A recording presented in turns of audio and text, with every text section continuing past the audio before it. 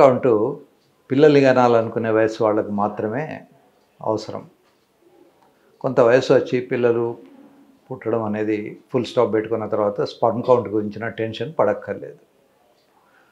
యూజువల్గా reproductive age especially మనకి ఇండియాలో 25 నుంచి 30-35 కన్నా ఎక్కువ వయసులో పుడితే పిల్లలు పెద్దవాళ్ళు అయ్యేసరికి మనం రిటైర్ అయిపోతాం కనుక చిన్న వయసులోనే పిల్లల్ని కనడం మంచిది.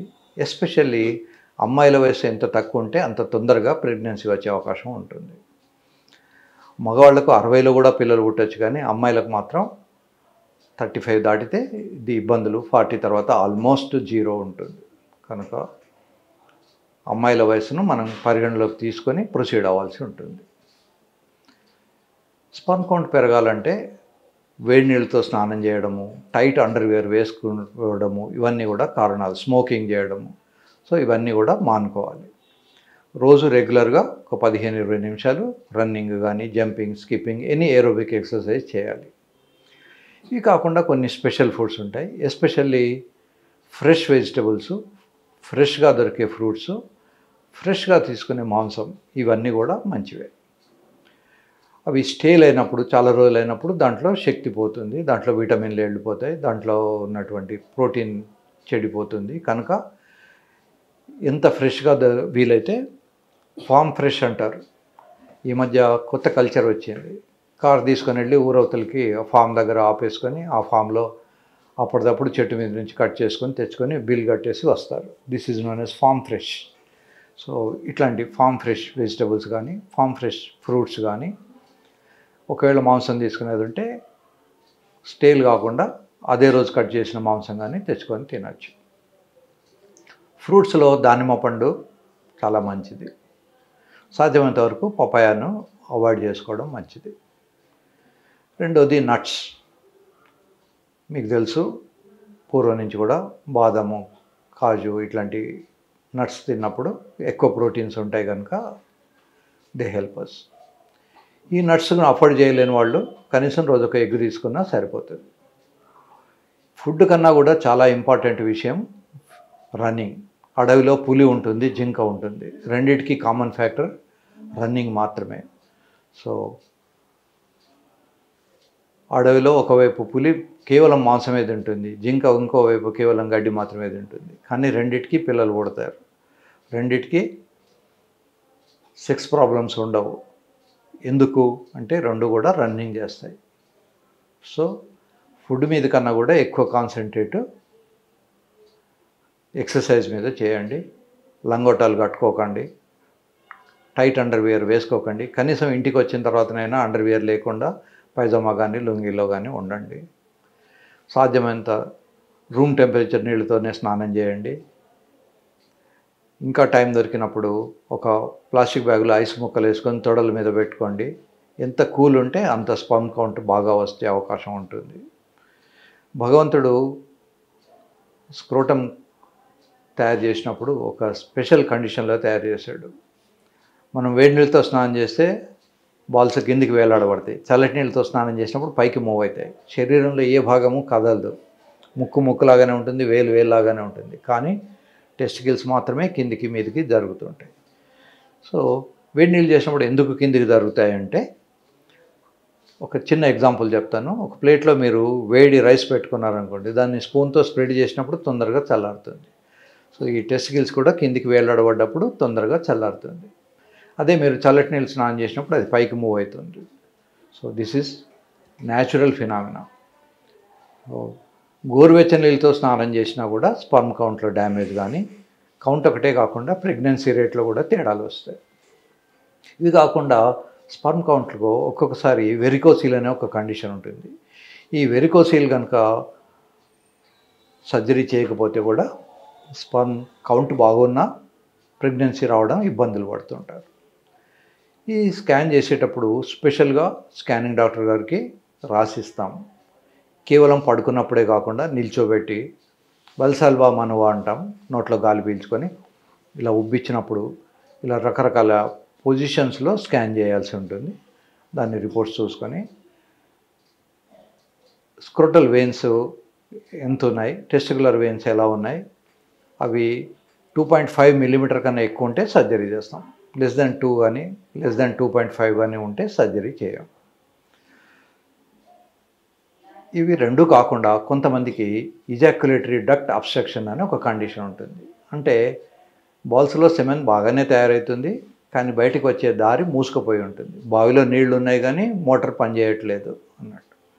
సో అట్లాంటి దానికి ఫ్రక్టోజ్ ఉందా లేదా చూస్తాం. ఒకవేళ అజూస్పర్మియా అంటే స్పర్మ్ లేదు కానీ ఫ్రక్టోజ్ ఉండే అవకాశం ఉంటుంది. అలా ఉన్నప్పుడు అబ్స్ట్రక్షన్ లేనట్టు లెక్క. అజూస్పర్మియా స్పర్మ్స్ లేవు, ఫ్రక్టోజ్ కూడా లేదు, అప్పుడు ట్రస్ అనే ఒక రకమైనటువంటి స్పెషల్ స్కానింగ్ చేస్తాం. దీంట్లో రెక్టమ్ నుంచి ఒక స్కానింగ్ ప్రోబ్ లోపలికి వెళ్ళి సెమినల్ వెసికిల్స్ ఎలా ఉన్నాయి, ఇజాక్యులేటరీ డక్ట్ ఎలా ఉంది, అదేమైనా అబ్స్ట్రక్ట్ అయిందా. ఒకవేళ ఇజాక్యులేటరీ డక్ట్ అబ్స్ట్రక్షన్ కనుక డయాగ్నోజ్ చేస్తే కోత కుట్లు లేకుండా ఒక చిన్న సర్జరీ ఉంటుంది. దాన్ని భగవంతుడిచ్చిన న్యాచురల్ హోల్ నుంచి ఒక చిన్న స్కోప్ లోపలికి వెళ్ళి అండర్ విజన్ చూస్తూ చిన్న పోర్షన్ కట్ చేస్తాం. దీనికి ఏమీ కుట్లు వేయక్కర్లేదు, బయటికి ఏమి తెలియదు. అది కట్ చేసిన తర్వాత అప్పుడు స్పర్మ్స్ బయటకు వచ్చే అవకాశం ఉంటుంది. అయితే ప్రతి అజూస్పర్మియా కేసుకు ఇజాక్యులేటరీ డక్ట్ అబ్స్ట్రక్షన్ ఉండకపోవచ్చు. నేను ఇందాక చెప్పినట్టు ఫ్రక్టోజ్ లేకుండా అజూస్పర్మియా ఉంటే స్పర్మ్స్ లేవు, ఫ్రక్టోజ్ కూడా లేదు, అటువంటప్పుడు మనం సస్పెక్ట్ చేయాల్సి ఉంటుంది. ఇవి కాకుండా కొద్దిమందికి హార్మోనల్ ఇంబ్యాలెన్స్ ఉంటుంది, ఇడియోపతిక్ అంటారు, కారణం తెలియదు సరిగా. అటువంటి వాళ్ళకు క్లోమిఫిన్ అనే ఒక ట్యాబ్లెట్ పెడితే సామాన్యంగా హార్మోన్స్ అడ్జస్ట్ అవుతాయి. రెగ్యులర్గా ఎక్సర్సైజ్ చేస్తే టెస్టోస్టెరాన్ అనే హార్మోన్ మజిల్స్ నుంచి వస్తుంది కనుక టెస్టోస్టెరాన్ అనే మేల్ హార్మోన్ కూడా మెయింటైన్ అవుతుంది. సో మందులు, ఎక్సర్సైజు, డాక్టర్ని సంప్రదించడం అవసరం. సో ఈ అన్ని విషయాలను దృష్టి పెట్టుకొని అప్పటికి ఒకవేళ ప్రెగ్నెన్సీ రాకపోతే మీరు మీ డాక్టర్తో సంప్రదించండి. ఇప్పుడు మనకు రక్తం తక్కువ ఉన్నప్పుడు వేరే వ్యక్తుల నుంచి రక్తం తెచ్చుకుంటాం. అలాగే మన కిడ్నీ చెడిపోయినప్పుడు వేరే వాళ్ళ కిడ్నీ డొనేట్ చేసుకొని తెచ్చుకుంటాం. అలాగే స్పర్మ్స్ కూడా అవసరమైతే డోనార్ నుంచి వాడుకోండి. డోనార్ స్పర్మ్స్ వాడినంత మాత్రాన పిల్లలకు మీ మీద ప్రేమ లేదని కాదు. ముఖ్యంగా అమ్మాయిలకు ప్రెగ్నెన్సీ రాకపోతే వాళ్ళకు సైకలాజికల్ స్ట్రెస్ ఎక్కువ ఉంటుంది. టీవీలో కనుక గొడ్రాలు అనే డైలాగ్ వచ్చినా అమ్మాయి నోట్లో, అమ్మాయి కళ్ళల్లో నీళ్ళు వస్తుంటాయి. కనుక అమ్మాయికి ఎమోషనల్ ట్రామా రాకముందే జాగ్రత్త పడండి. వితిన్ 3 months మందులు వాడితే ఒకవేళ స్పర్మ్ కౌంట్ రాకపోతే we have to review the case, we have to take some final decision within 6 months.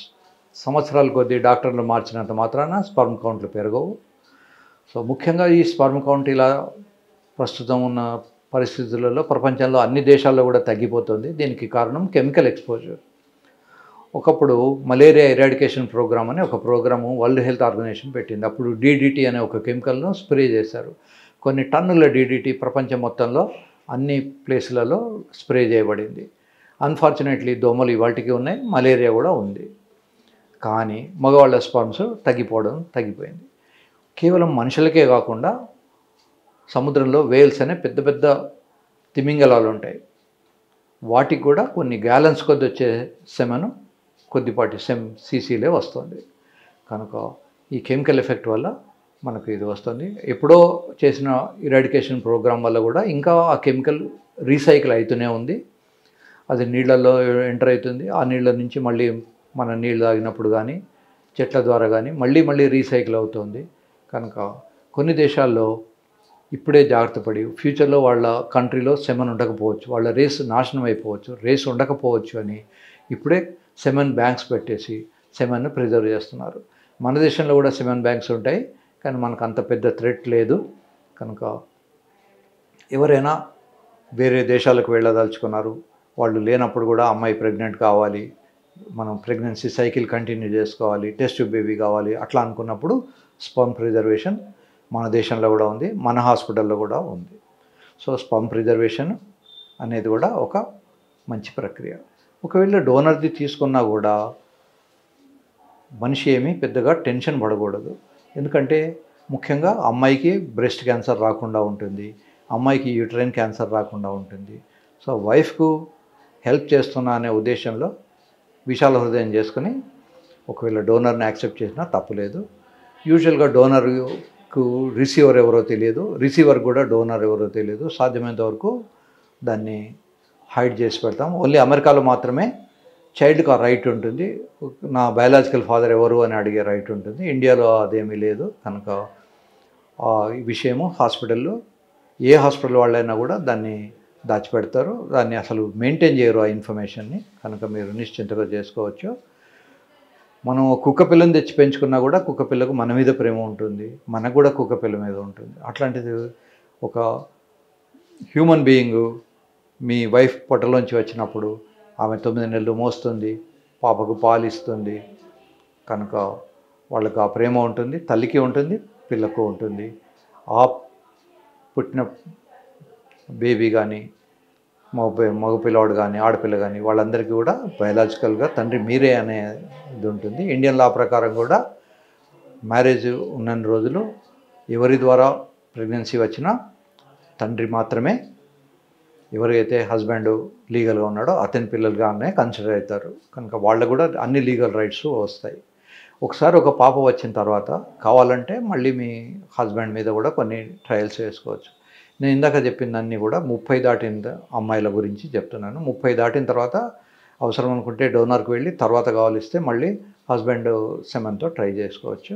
కొద్దిమందికి చాలా రెసిస్టెంట్గా ఉంటుంది. మనం ఎన్ని డ్రగ్స్ ఇచ్చినా ఎన్ని ట్యాబ్లెట్స్ ఇచ్చినా అసలు స్పమ్స్ కౌంట్ పెరగదు, లేదా ప్రెగ్నెన్సీ రాదు. పొరపాటున ప్రెగ్నెన్సీ వచ్చినా కూడా 2 నెలలు 3 నెలల్లో పోతూ ఉంటుంది. ఇవన్నీ కూడా ప్రెగ్నెన్సీ లాస్ అంటాం. ఇవన్నీ కూడా కామన్. కనుక నేను చెప్పిన సలహాలు మీరు పాటించుకోవచ్చు.